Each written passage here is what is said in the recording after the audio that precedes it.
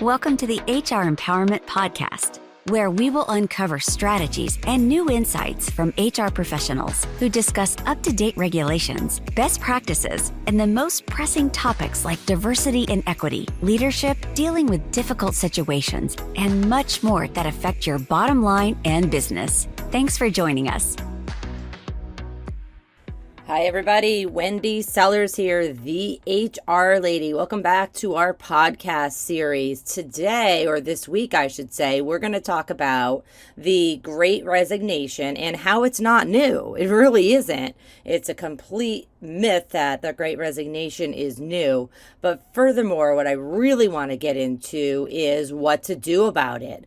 You are going to hear from myself and my friend and co-host in this series, JC, and we are going to go over the myth from people are lazy and do not want to work to the fact that we have less people in the USA of working age.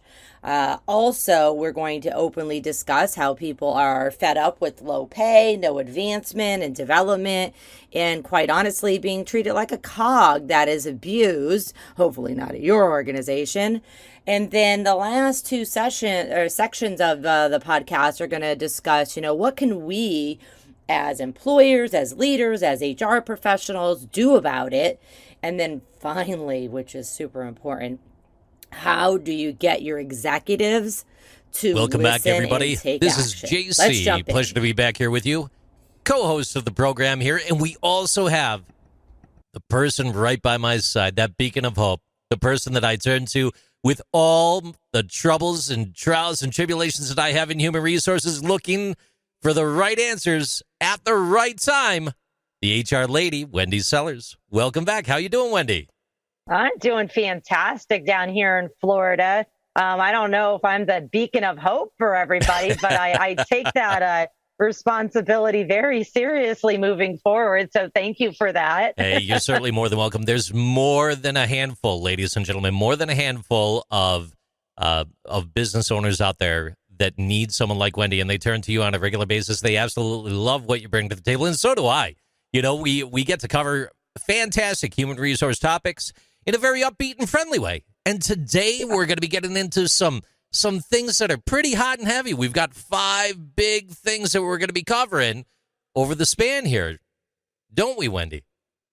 Yeah, we absolutely do. So this week we're going to be talking about the Great Resignation. And, my point of talking about the Great Resignation is that it's not actually new. I literally was just talking about this this afternoon with a client and trying to get, managers and supervisors and the CEO to understand that this isn't new. This has been going on for a long time. And so that's what I really want to talk about this week is, that people do want to work. They're not lazy. We'll get into that a little bit.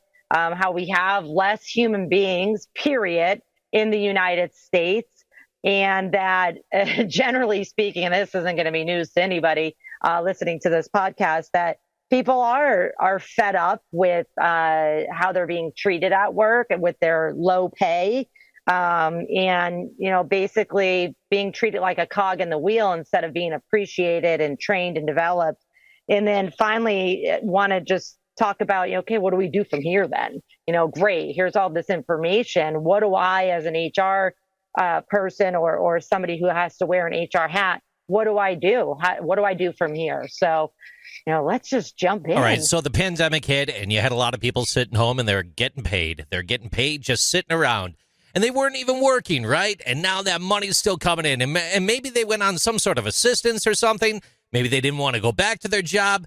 Now they got used to the lifestyle of not working. And that's part of the reason why there's less people out there right now, right? I mean, this is the mantra that we hear all the time. And that's the primary reason. I mean, it seems to be. Yeah, absolutely. It's because people are lazy and they just want free money. And that's definitely not the case. Is it the case for some people? Sure, it always is. You always have those exceptions. But, JC, I know you're in New York and I'm in Florida, and we have completely, vastly different unemployment. So Florida is one of the, lowest states in the United States too.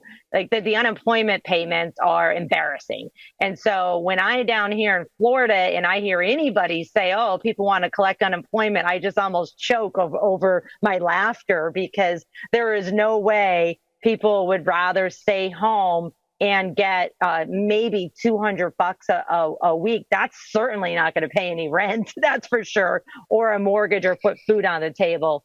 Again, Hey, sure, was there now, some people? real quick, though, because you brought up the unemployment, as per the Department of Labor, the DOL.gov, they put a tweet out going back to July 8th, 2022. We all saw the big numbers, but just to refresh our minds on that, unemployment rate, 3.6%. Now, that's American Indian and Alaskan Natives have an unemployment rate of 5%, Asians 3%, blacks 5.8%, Hispanic 4.3%, and whites 3.3%. Average total 3.6% unemployment rate across the board, according to the Department of Labor as of July. Now, with that being said, when we think about the people leaving the workforce or people not returning back to the workforce, don't we have a huge crop of baby boomers out there? There's a ton of baby boomers out there. And the long-standing joke is they're just never going to retire. They're going to work till they're gone well into their 90s. I don't see that being the case, though. It looks like a lot more people are opening that door and heading off into the golden pastures now.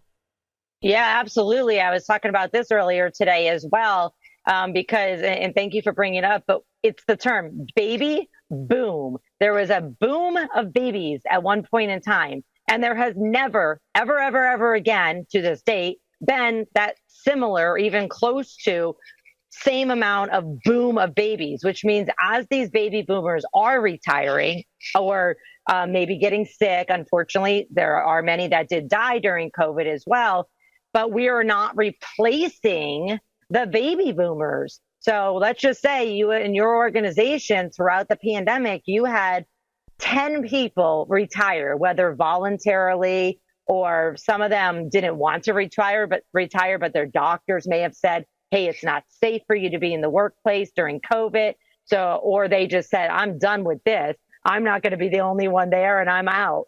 And so many people that were not even of, true retirement age, but over 55 retired way more than was planned during the pandemic. And we're not replacing those human beings. Now, side note here, please don't go around saying, okay, we need to have babies, because that's not what the world probably needs more of.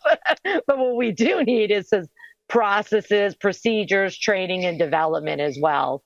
But yeah, people, I don't think that people are lazy. I think they just are saying, okay, whether unemployment is available or not, you just said the stats, most people are not on unemployment.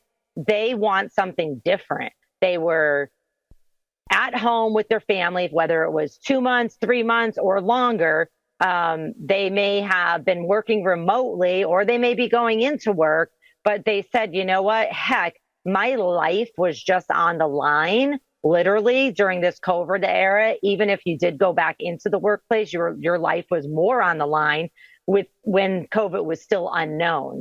And they want more of their employers. That's what it is. And they say, if you're not going to give me more, then I'm going to find it somewhere else. Talking about the retirement, just real quick here. If we think back to the Great Recession, that was between 2007 and 2009, there was an overall 1% increase in workforce participation in retirement during that time among workers 55 years and older. Whereas during the Great Resignation, this era that we're in right now, that's chiming in at a 1.9% decline. But retirement's not the only factor. You're also thinking about relocation and overall reconsiderations, like what you were talking about. Am I in the right environment? Is this the proper thing for me? But then also from the relocation aspect, not everybody's remote. Not everybody has continued to have that maintained and sustained opportunity to move anywhere that they want to and keep working. And some people just don't want to stay where they are anymore. How many people do you know packed up and moved to Florida? I could tell you pretty much everyone I know in New York. Yes, a lot of people did move to Florida. I even relocated within Florida as well during the pandemic. That's right. Yeah, so I went from the middle of the state to the beach, and because I can mostly work remotely, or I can travel because of my business. But like you were just mentioning, not everybody has that option. I mean, I don't really know what the statistics are, but there are a lot of people that continued going into a physical workplace during the pandemic and continue to do so now, either by choice or because that's the kind of job that they have. So what you were just mentioning, like relocation, getting up and moving across the country, or, working from their laptop on a boat somewhere, isn't an option for them. But for the folks that it is, for the companies that it is an option for people to work at home. And if you're not asking your employees what they want, and you're just telling them what they're going to get, they may not like that answer. And, that's neither here or there. We have to make decisions as leaders, but they may say, no, I've got used to working at home, or I'm getting job offers from other places and I can work from home. I can move. I can do whatever I need to do. And if you're not even considering that as a workplace, then your employees are going to say, if I was your employees, this is what I would say. It's okay for you to make a decision, but you didn't even ask for my input, and therefore I'm not valued and I'm going to go work somewhere else.